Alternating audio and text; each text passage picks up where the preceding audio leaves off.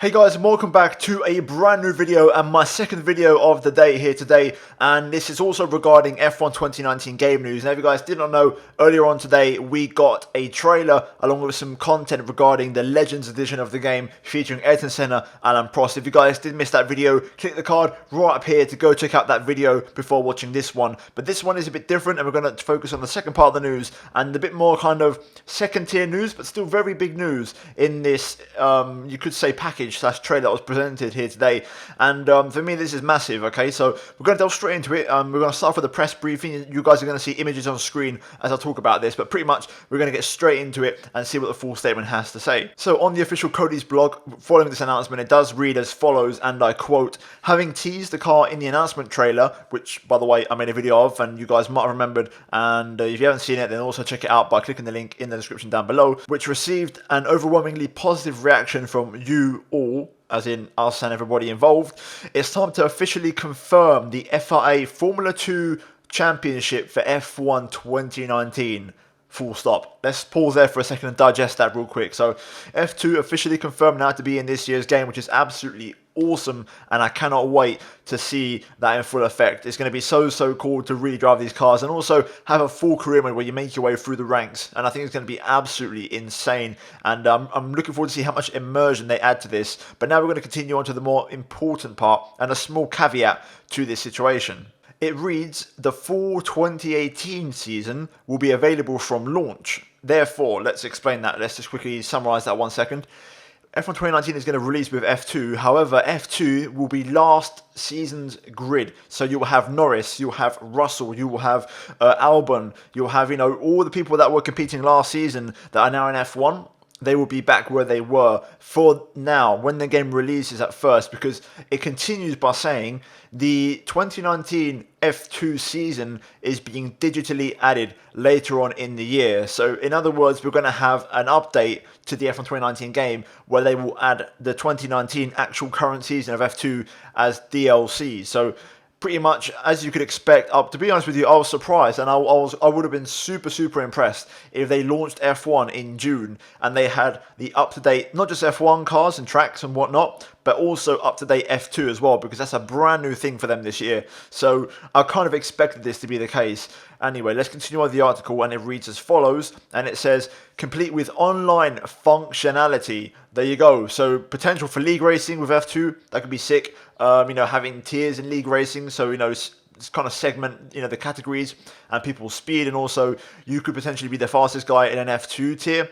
And this is just me speculating here, but what if one day maybe in esports we have F2 for esports as well, not just F1, and you have a promotion and relegation system in the F1 esports series? That could be pretty sick in my opinion, and that would be something for the future. It finishes off by saying you'll be able to compete alongside George Russell, Lando Norris, Alex Albon before progressing into the current F1 season with their respective teams. So pretty much there you go, confirmation that we're going to have last year's grid. At the start of the game you can compete against Russell, Norris and also Albon at the start, and then obviously later on the actual 2019 season will get patched in, including the likes of, for example, Mick Schumacher, who's also in F2 this year. Now I'm going to move on to the next part of the video, and in the background you would have seen some images of the F2 cars, the two images that they actually released for this blog post. But now we're going to move into some images regarding the actual F1 part of the game. So there's no press briefing on this. This is just images I wanted to bring to you guys. You may or may not have seen them over Twitter today. And this wasn't in the trailer. So these are just images that are on the blog and also on F1 team's respective social media. So we've got some pictures here which look absolutely phenomenal. Like, I can't describe, especially the Haas ones. The Haas ones, they are really high res, and you can really appreciate the detail, and also the Mercedes one as well, which I'm going to leave until the end because that's my favourite of them all. Now, we're going to kick things off with the Renault, Daniel Ricciardo at Bahrain. These images, of course, aren't the highest possible res, but still good enough to give you an idea of the graphical improvements on this year's game. So for me, straight away, you've got Bahrain in the twilight. I'm going to talk about the first thing here, the tyres. Look how good those tyres look. They seem to have found the perfect balance between those shiny new tyres that we've got this year, and once they start to rubber in, they get those streaks in the tyres, and they look really nicely rubbered in. So love the detail on the tyres there on the Renault. And also, it seems like they've done a good job this year of keeping the colour of the car like very vibrant. So like sometimes when you race at Bahrain, because of the LED lights, the colours don't really pop that much on the cars. They're very bright looking and not so much coloured. But this, if you look at the Renault, it looks really, really nice. The yellow really pops. And also the actual reflections, if you look at the second image of the Renault from the side, you can really see over the black bodywork how the lights really reflect off of the car this year, which is something that they didn't really do that well last year. There was a bit of a glitch in last year's game where the reflections really wouldn't work on the front wing, on the halo, or the rear wing. But here you can see the reflections look absolutely beautiful on the Renault. Now for the Haas, these look absolutely insane, especially because the Haas is pretty much a completely black car and it makes it look so good. And I want to point out a few subtle details here. So first of all, look how good the wheels look once again, the actual tyres we're talking about here, and also the wheels, the actual chrome base of the wheels inside. The chrome looks really nicely detailed. And then the biggest takeaway for me from the Haas, obviously there's not much different compared to the Renault, is the actual gold highlights. Look how good the gold looks. You can actually see that the way the gold kind of shines, and you know, it actually looks maybe even better than the real life car, which is pretty incredible to say. And they've really got a good grasp of making things pop, especially at Bahrain. Things look so just vibrant and light and bright. But now we're going to move into some more images. This time we have a handful of images from the Toro Rosso, and actually the first image is Bahrain, and again it's in the daylight, and you can see the chrome on the Toro Rosso looks absolutely sublime. They've really just nailed it. Last year's game was a massive step up in terms of graphics. They really got the shadow, the shadowing, and also the saturation, the colouring. They got it really good last year, and this year seems to have taken a step up, and dare I say, a bit more vibrant with the colour, a little bit more substance there. And you can see there on screen the Toro Rosso looks absolutely fantastic. And then the second image is actually not Bahrain, it's actually Baku, around the castle section. So our first glimpse at Baku there, and once again you can see the Toro Rosso. In this case it's not really a Toro Rosso, it's the same car in every single one of these pictures. I'll get onto that in a minute's time, but again you can appreciate the detail in this case of the helmet, the reflection of the sun on the helmet as you see there in the second image. And now we're going to move into pretty much, in my opinion, the main event.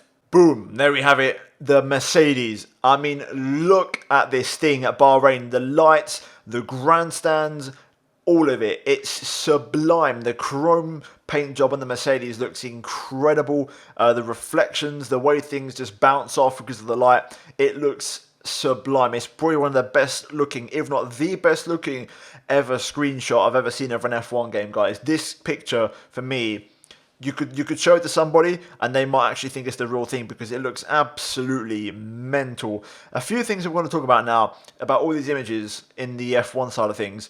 You can see in the bottom right, not final car models. It says it for the Mercedes specifically. The Toro Rosso is actually the Toro Rosso, as you can see before. If we go further back to the previous images, the Haas seems to be the Haas as well, and also the Renault seems to be the Renault, because they haven't got, on the bottom right, they haven't got not final car models. Only the Mercedes has that for now. So I'm guessing these cars we've seen before are the real ones. And to be fair, if you compare the images, the Renault from the side compared to the Haas, you can see the differences and why the Renault is actually the Renault and also the Haas is the Haas, and also the Toro Rosso is a Toro Rosso because the way the front wing curves in the second image towards the bottom, and that kind of tells you that it's the real thing. Whereas the Mercedes, you can see the nose, it's actually a generic nose, the front wing is a generic front wing, and that's going to be the car that you actually get to race in multiplayer, which is a generic F1 car with the 2019 regulations applied to it. So yeah, all in all, don't read into it too much, but generally speaking, you get the idea.